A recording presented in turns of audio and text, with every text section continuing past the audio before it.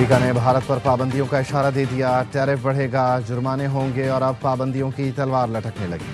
NATO में अमेरिकी सफीर का सख्त इक़दामात का ऐलान। मैथ्यू विटेकर कहते हैं यूक्रेन जंग बंद कराने के लिए भारत और ब्राज़ील पर पाबंदियां ज़रूरी हो गईं। जंग ख़त्म कराने के लिए रूस के तिजारती इत्तेहादियों को निशाना बनाना होगा। रूस की आमदन का बुनियादी ज़रिया तेल है, उसी को हदफ बनाया जा रहा है।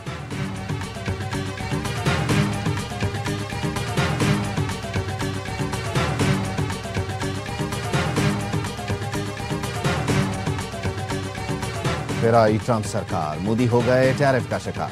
ट्रंप ने भारत को सजा देने की ठान ली। आइंदा 24 घंटे में भारत पर मजीद टैरिफ का ऐलान मुतवक्के। टीवी इंटरव्यू में कहा, भारत अच्छा तिजारती पार्टनर नहीं, रूस से तेल खरीदने पर भारत पर मजीद टैरिफ लगाएंगे। भारत यूक्रेन में जंगी मशीन को ईंधन फराहम कर रहा है। ईंधन की कीमतें कम होने से रूस की मईशत डूबेगी, पुतिन को हलाकतें रोकना पड़ेंगी।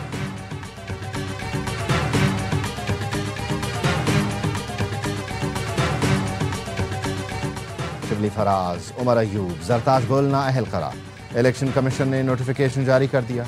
कौमी असम्बली और सेनेट के अपोजिशन लीडरों के साथ MNA राय हैदर अली, साहिबजादा हामिद रजा और राय हसन नवाज भी नाअहल करार। इलेक्शन कमीशन ने पंजाब असम्बली के रुकन अंसर इकबाल, जुनेद अफजल शाही और मुर्तज़ा इकबाल को भी नाअहल करार दिया। फैसलाबाद की इंसदाद दहशतगर्दी अदालत ने 9 मई के मुकदमे में PTI रहनुमाओं को सजा सुनाई थी।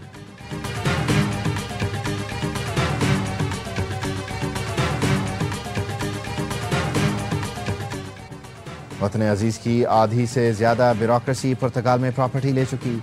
नामी गिरामी ब्यूरोक्रेट्स अब शहरियत लेने की तैयारी कर रहे हैं। वजीर दिफा ख्वाजा आसिफ का इंकशाफ। लिखा, ये मगरमच्छ अरबों रुपए खाकर आराम से रिटायरमेंट की जिंदगी गुजार रहे हैं। बुजदार का एक करीब तरीन ब्यूरोक्रेट बेटियों की शादी पर 4 अरब की सलामी वसूल कर चुका। बुजदार का एक करीब तरीन ब्यूरोक्रेट आराम से रिटायरमेंट की जिंदगी गुजार रहा है। सियासतदान तो इनका बचा कुचा खाते हैं और चवले मारते हैं। ना प्लॉट, ना गैर मुल्की शहरियत, क्योंकि उन्हें इलेक्शन लड़ना होता है।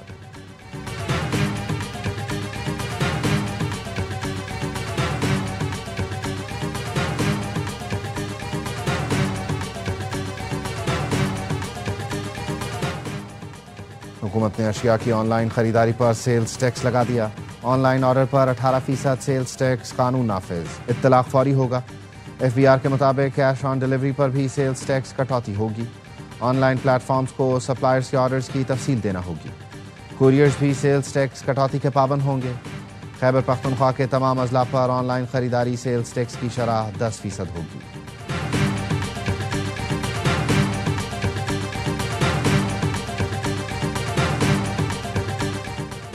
और यौम इस्तेहसाल कश्मीर पर पूरी कौम यकजुबान, कश्मीर बनेगा पाकिस्तान। शहर शहर रैलियां। इस्लामाबाद में दफ्तर खारजा से D चौक तक रैली निकाली गई। नायब वज़ीर आज़म इसहाक डार ने क़यादत की।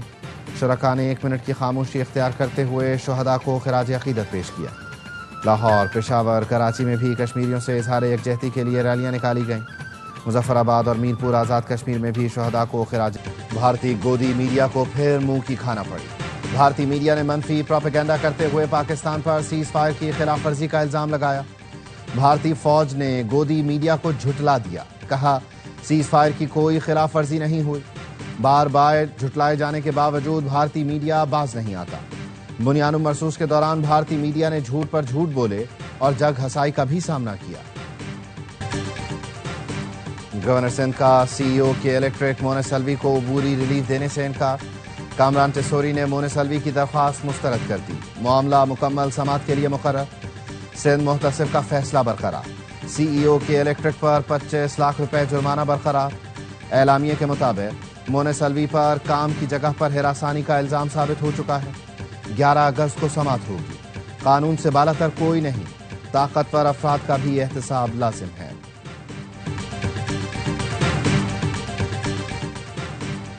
मुल्क में आइंदा हफ्ते सैलाबी सूरत हाल का खदशा। NDMA ने अलर्ट जारी कर दिया। मुल्क के बालाई और वस्ती इलाकों में 8 अगस्त तक बारिशों से सैलाबी सूरत हाल हो सकती है। दरियाए चनाब और जेहलम में सैलाब का खदशा। स्वात और पंजकोड़ा के नदी नालों में तुग़यानी हो सकती है। हुंजा, घांचे और शिगर में अचानक सैलाबी सूरत हाल और नदी नालों में तुग़यानी मुतवक्के।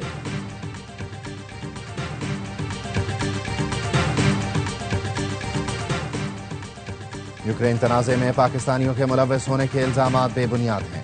ترجمان دفتر خارجہ نے کہا یوکرینی حکام نے اب تک کوئی قابل تصدیق ثبوت فراہم نہیں کیا۔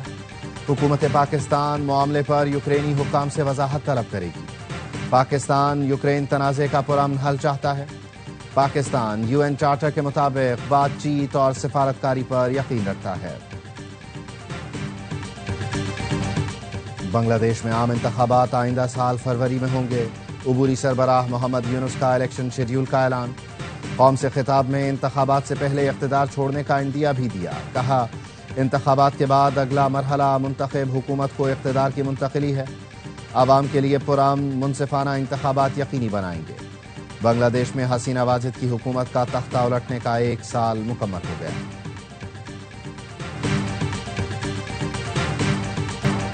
IMF نے FBR میں کرپشن کی نشاندہی کر دی۔ کرپشن پر قابو پانے، ٹیکس پیچیدگیاں ختم کرنے اور پارلیمنٹ کی اجازت کے بغیر سپلیمنٹری گرانٹس کے لیے بجٹ ایڈجسٹمنٹ پر پابندی کا مطالبہ۔ IMF نے اسیسمنٹ رپورٹ وزارت خزانہ کو بھجوا دی۔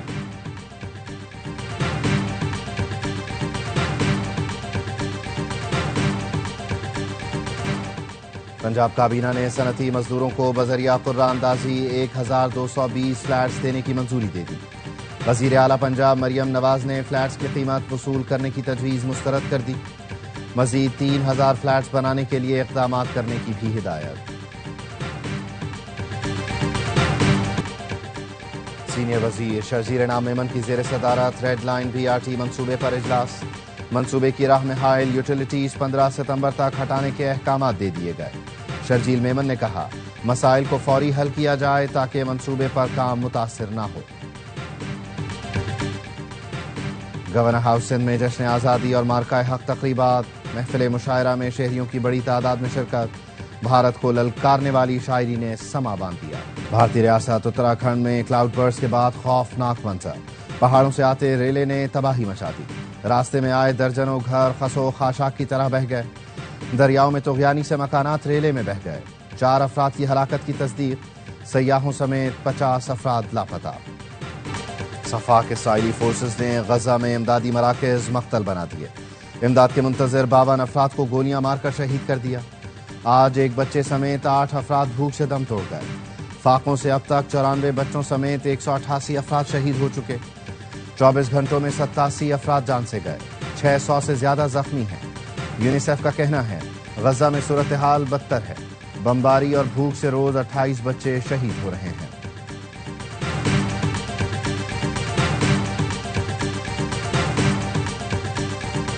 جرمن فٹ بال کلب فارچونا نے اسرائیلی کھلاڑی سے معاہدہ منسوخ کر دیا۔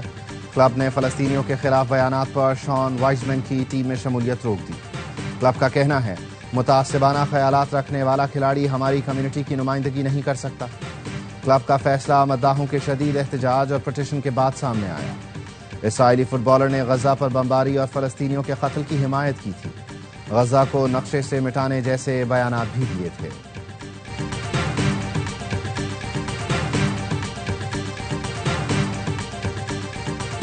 POR ہولڈر افغان شہریوں کی واپسی کا عمل 1 ستمبر سے شروع ہوگا۔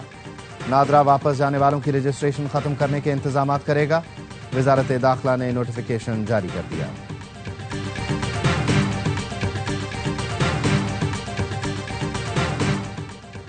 پاکستانی طلباء کے لیے برطانیہ میں مفت تعلیم حاصل کرنے کا موقع۔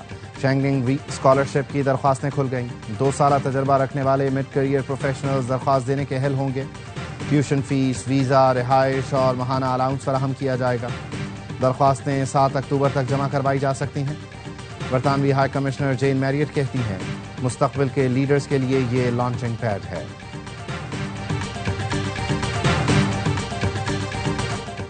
اور برازیل پولیس نے سونے کی بڑی کھیپ اسمگل کرنے کی کوشش ناکام بنا دی۔